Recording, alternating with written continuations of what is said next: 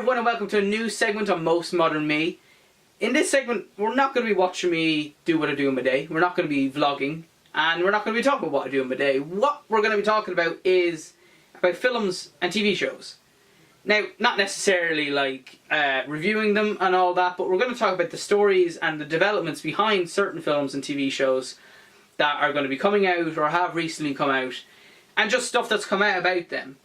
What I'm not going to do is be like those channels that strictly talk about films and TV shows, and they talk about the development issues or the progress of certain films and TV shows on a widespread basis. You know, they talk about random ones that, you know, maybe the actual person talking about it has no exact interest in, but, you know, they're talking about it to inform you guys of the developments that they found.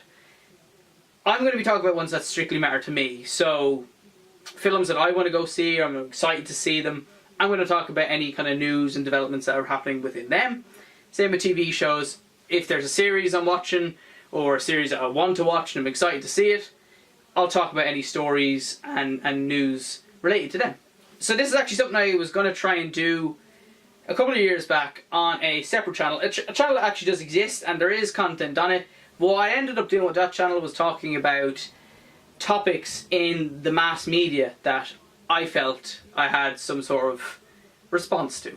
You know, I talked about a certain type of drug that came out in Ireland that, I mean, I'm anti-drugs, let me just say that, but I talked about that and talked about, you know, the issues around it and what could actually happen if someone took it. But I did want to talk about stuff that mattered to me more close to home.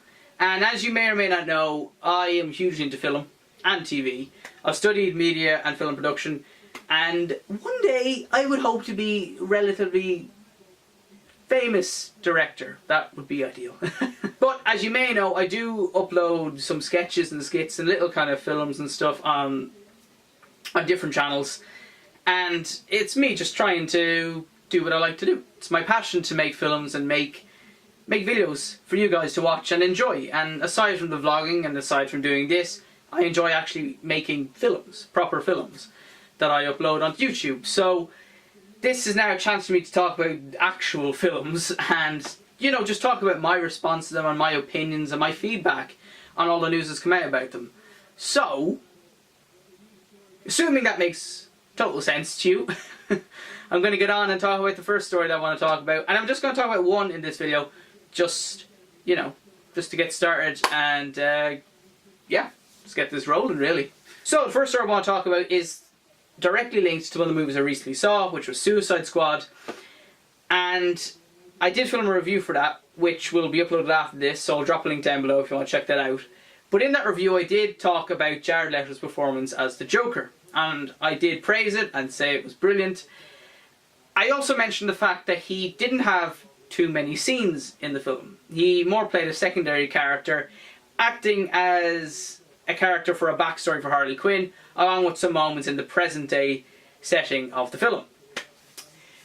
And I did actually say I enjoyed that. I liked that he didn't play a major character, because we're used to seeing that with any kind of other versions of the Joker we've seen. You know, like Jack Nicholson as the Joker was the biggest villain in that film.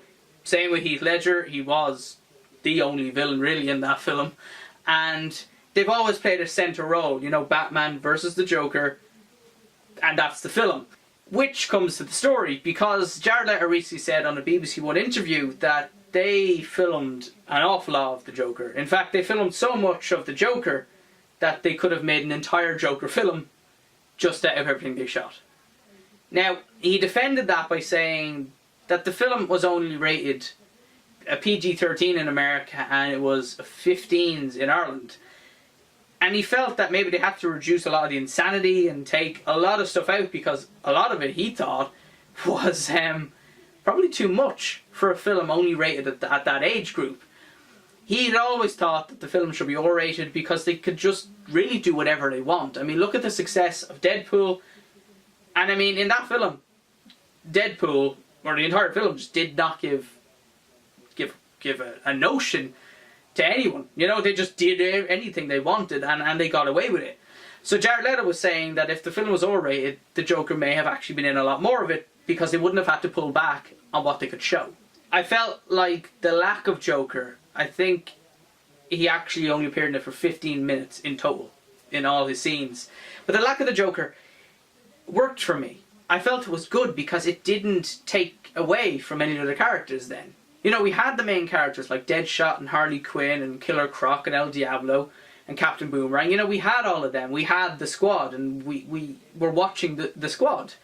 And the Joker in this film was not exactly part of the squad. He had his own agenda, his own motives, and he was doing what he wanted to do. So, going by that, and going then by what Jared Leto said, would we have wanted a Joker movie? You know, would we want a Joker movie separate from the Suicide Squad? Would we like to just see little hints of the Joker in Suicide Squad connecting to Harley Quinn, and that's it? And then just have a fully fledged Joker movie? You know, do we want that? And in my opinion, I would love that. I mean, just think about it. You know, you have all these solo Batman movies and solo Superman movies, and then you get the Suicide Squad where it combines a multitude of villains and baddies from the DC universe, which is fantastic. But have they ever made a Joker film? A film just strictly about the Joker, about probably the biggest villain in the DC universe.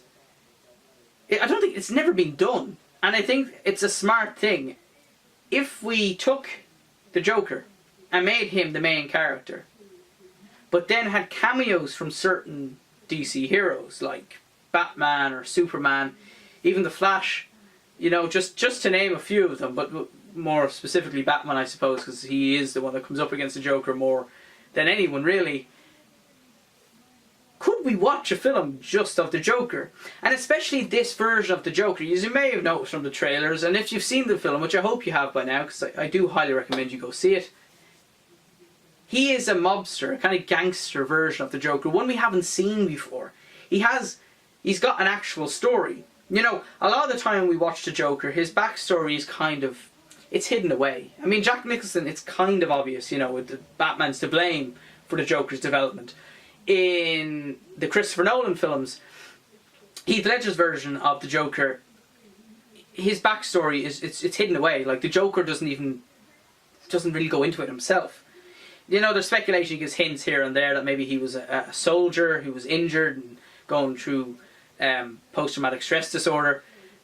It's a possibility, but this Joker, Jared Leto's version from Suicide Squad, we know what he does. He's a gangster, a mobster. He seems to own bars and clubs, and he seems to have this his own gang of people. Would I like to see a solo Joker movie? Of course I would. Well, why wouldn't we do it? And would I like to see Jared Leto play the Joker? Go for it. Seriously, I would love to see Jared Leto play the Joker. I would love to have seen all this footage that they shot for Suicide Squad of the Joker that didn't get into the film. I'd love to see what kind of difference it makes to the character and how it's developed. And I'd love to actually see if that was an entire movie by itself. But saying that, I'd love for them actually to make an actual solo Joker movie where they shoot it as a solo Joker movie, not just as bits for the Suicide Squad. I would not be against a solo Joker movie, and I would pass it to Warner Brothers to do it, and to DC. Just go for it, make a solo Joker movie, cast Jared Leto in it, because I honestly think if they do it right, it could be better than Suicide Squad. And I have high praise for Suicide Squad, believe me. Go tweet Warner Brothers or message them and say make it, you know? Like, even tag me down there. Tag me in it. My Twitter's down below. Tag me in that and see what they say. So guys, hope you enjoyed the first video of this segment on this channel. And obviously if you have any criticism, I'm completely open to it. This is the first video I'm making on it, so anything you want to say, praise or criticism, drop it down below in the comments. Or any of my social media, my Twitter, my Snapchat and my Facebook are all down there, so just let me know what you guys thought. And of course I'll talk to you again the next time there is a news story based on a film or a TV show that I'm interested in and want to give my feedback on. So until then, enjoy all the films and TV series you want, and maybe next time when I'm talking, I'll be talking about something that matters to you more than Jared talking about the Joker not being in the Suicide Squad enough. So talk to you guys then, and enjoy watching all the films.